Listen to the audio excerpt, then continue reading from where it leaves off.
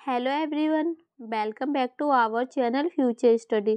तो गाइस, ये सभी वीडियो इंपॉर्टेंट होने वाली है। जो सेमेस्टर फर्स्ट के स्टूडेंट है बीए प्रोग्राम का, जो आपका हिस्ट्री सब्जेक्ट है, प्राचीन समाज, इसमें इंपॉर्टेंट क्वेश्चन विद आंसर आपको बताने जा रहे हैं। और ये क्लासेस हमारी 6 है। इससे पहले की बाकी की 5 क्लासेस नहीं देखी तो देख लीजिएगा, लिंक आपको डिस्क्रिप्शन बॉक्स में मिल जाएगा।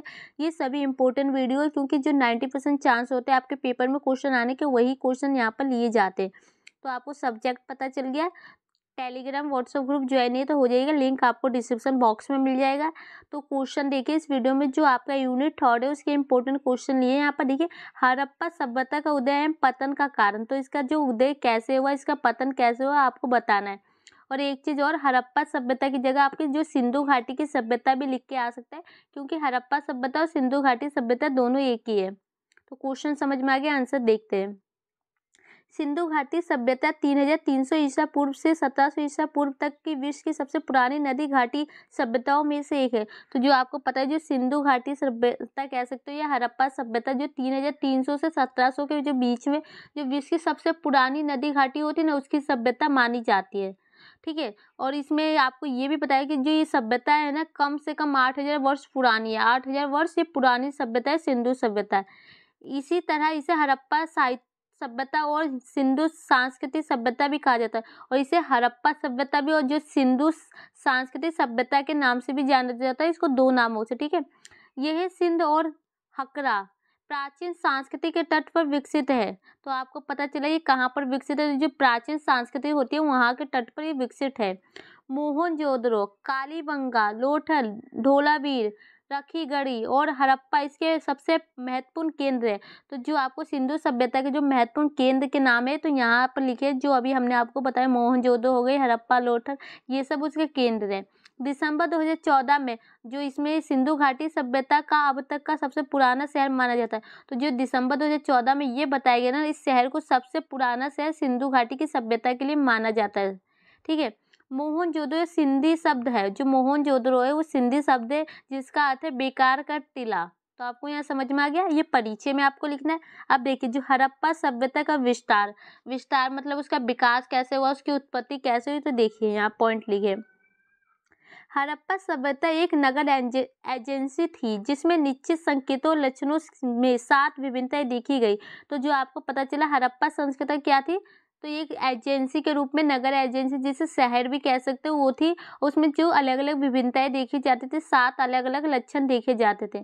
मोहनजोदड़ो के विनाश के दौरान हड़प्पा सभ्यता ने मोहनजोदड़ो शहर का पुनर्निर्माण किया। जो मोहनजोदड़ो शहर है उसका विनाश हो जाने के बाद जो हड़प्पा सभ्यता, उसका पुनः दोबारा से निर्माण किया। उस समय हड़प्पा सभ्यता मुख्य रूप से शहरी अस्तित्व की प्रगति पर आधारित थी। और जो उस समय का ये था ना, जो हड़प्पा सभ्यता का जो विकास था, शहरीकरण के ऊपर आधारित थी। तो यहाँ देखिए, जो हड़प्पा सभ्यता की महानगर योजना, कि जो वहाँ की जो नगर योजना व्यवस्था कैसी थी, जिसे आप शहर की व्यवस्था भी कह सकते हैं। ठीक है। हड़प्पा के मनुष्यों का अस्तित्व बहुत ही महान और शांतिपूर्ण हो गया।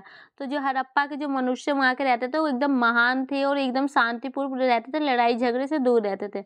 हड़प्पा समुदाय ग्रामीण क्षेत्रों में रहता था। और ये कहाँ रहते थे, जो ग्रामीण, जिसे गाँव भी कह सकते हैं, वो क्षेत्रों में रहते थे। वे बहुत अच्छे विचार और ही टेंसी इंसान थे। वो बहुत अच्छे विचार थे और अच्छे इंसान थे। वो बिल्कुल भी जोखिम भरे नहीं थे। वो बिल्कुल जोखिम भरे नहीं थे, मतलब किसी को भी नुकसान नहीं पहुंचाते थे।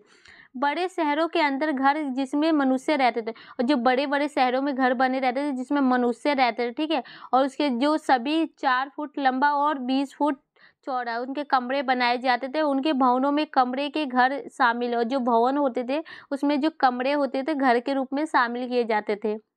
नेक्स्ट पॉइंट देखिए, हड़प्पा सभ्यता के नगर बहुत सुविचारिक और सुंदर ढंग से बनाए गए थे। गली के दोनों ओर कतारों में मकान बनाए गए थे। तो उनकी जो नगर योजना व्यवस्था थी, बहुत ही अच्छी तरीके से बनाए जाते थे। और जो गली के दोनों साइड यहाँ मकाने बनाई जाती थी, ये घर हो गए, ये घर हो गए, बीच में ये गली हो जाती थी। ठीक है। उन्होंने इमारत के विकास के लिए धूप में सुखाई हुई ईंटों का इस्तेमाल किया।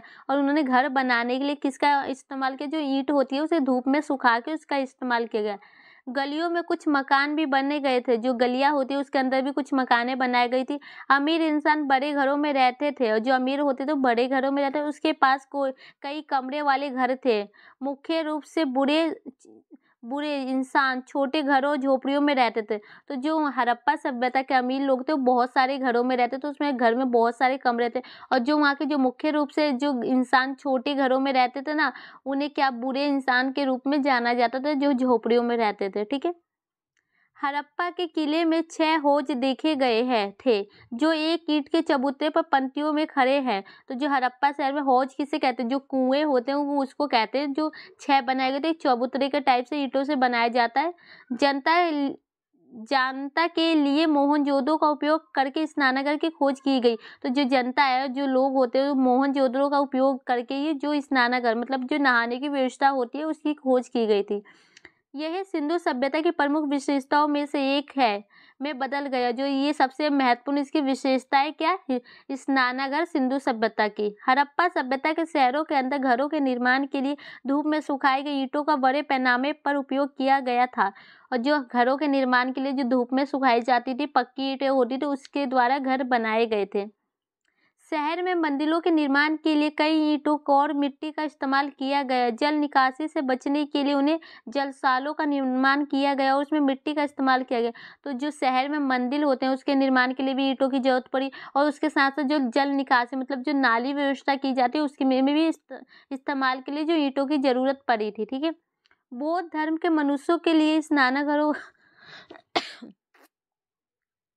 बौद्ध धर्म के मनुष्यों के लिए स्नानघर का निर्माण किया गया। उपशासक छोटे कमरों का उपयोग वैकल्पिक वस्त्रों के लिए करते थे और फिर देवी की पूजा करते थे। तो उन्होंने जो बौद्ध धर्म के जो मनुष्य होते हैं उनके लिए स्नानघर मतलब नहाने की व्यवस्था भी की गई थी, और जो छोटे कमरों में रहते थे उनका उपयोग करते थे और वस्त्र पहनते थे और जो देवी की पूजा भी करते थे। ठीक है। तो यहाँ तक समझ में आया। आप देखिए हड़प्पा सभ्यता की मुख्य विशेषता और कला। अगर विशेषताएं आपसे पूछे तो देखिए क्या क्या लिखना है, कला पूछे तो क्या लिखना है आपको, ये सभी आपको उसी पॉइंट में इसके उत्पत्ति कारण लिखना है। इसकी विशेषताएं पूछे तो ये सब पॉइंट लिख सकते हैं। हड़प्पा सभ्यता के मनुष्य में कला को समझने की क्षमता थी। उन्होंने मिट्टी के बर्तन और चमकता हुआ मिट्टी के बर्तनों के कई रूपों का इस्तेमाल किया। तो जो वहाँ के कला कितने थे मतलब कला का जो योजना था, व्यवस्था थी, वो मिट्टी के बर्तनों द्वारा किए जाते थे, वो बनाए जाते थे, रंग बिरंगे और चमकदार बनाए जाते थे। वे कई प्रकार की वस्तुओं को छाया करते थे, यहाँ तक कि वे गाय, बंदर, हाथी, भैंस, सूअर आदि जानवरों को भी रंग देते थे और उन्हें मूर्तियों से अलग अलग रूपों की खोज की और उन्होंने रंग दिया। तो जो आपको पता है वहाँ के जो गाय, भैंस, बंदर होते थे उनको भी कलर किया जाता था, और जो मूर्तियों की खोज की उन्हें अलग अलग रूपों में आकार दिया गया और उनकी खोज के उनको रंग बिरंगे किए गए थे। टेराकोटा कार्यों में खिलौना गाड़ियों निर्धारित की गई थी। वे अत्यधिक आधुनिक तकनीकी की बैलगाड़ियों की तरह लग रहे थे। मोहनजोदड़ो के खंडहारों में चांदी, तांबा, कांसे, कंघी, सुई, दर्पण, विभिन्न बंदूकों और बर्तन की एक विशाल विभिन्नता देखी गई। तो जो मोहनजोदड़ो वहाँ पर अलग अलग किस्म की चीज़ें देखी गई है, जिसमें आपको कंघी ले सकते हैं, तांबा, चांदी, सोना, पीतल ये सभी ले सकते हैं, सुई, धागा, दर्पण, शीशा, तो ये सभी देखी जाती थी उस समय। उसके बारे में जानकारी प्राप्त करने के लिए जरूरी है जो आपके विस्तार है। तो ये तो आपका था जो हड़प्पा सभ्यता या सिंधु सभ्यता की उत्पत्ति, विकास, विस्तार पूछा जाए तो, यह विशेषता। अब देखिए नेक्स्ट क्वेश्चन इसी में आपका बनता है, जो सिंधु घाटी सभ्यता का पतन या हड़प्पा सभ्यता का जो पतन है कैसे हुआ है, तो ये पॉइंट यहाँ पर लिखने हैं आपको। देखिए हड़प्पा सभ्यता के पतन के संदर्भ में कोई संतोषजनक परिणाम नहीं मिला। पतन के संदर्भ में अनेक इतिहासकारों का कोई एक मत नहीं है, बल्कि अलग अलग है। फिर भी कुछ ऐसे परिणाम मिले जिनके द्वारा अनुमान लगाया जाता है कि हड़प्पा सभ्यता का पतन निम्न कारणों से हुआ होगा, जो इस प्रकार है। तो देखो जो हड़प्पा सभ्यता का पतन के लेके ऊपर जो विद्वान होती है, इतिहासकार होते हैं, उनका जो विचार एक नहीं है, सब अलग अलग कारण बताते हैं कि इस कारण से इसका पतन हुआ होगा। कोई भी इसका जो प्रूफ होता है ना नहीं मिला, लेकिन अनुमान लगाया जा रहा है जो निम्नलिखित होते हैं इस प्रकार है। देखिए फर्स्ट पॉइंट है आपका जो बाढ़, कि इनको लगता है कि जो बाढ़ के कारण हड़प्पा सभ्यता का पतन हुआ। तो देखिए हड़प्पा सभ्यता के प्रमुख नगर नदियों के किनारे बसे थे, जिसमें प्रतिवर्ष बाढ़ आती थी। बाढ़ से प्रतिवर्ष क्षति होती थी, इसलिए वे मूल स्थान को छोड़कर अन्य स्थान पर रहने के लिए विवश हो गए होंगे। तो जो हड़प्पा सभ्यता है वो नदी के किनारे बसे होते थे और बाढ़ हर साल वहाँ पर आते थे। अब बाढ़ से परेशान होकर लोगों ने देखो वहाँ से उस शहर को छोड़ के दूसरी जगह जाने के लिए विवश हो गए होंगे, तो ये बाढ़ का कारण है। ठीक है, सेकंड पॉइंट है आपका महामारी।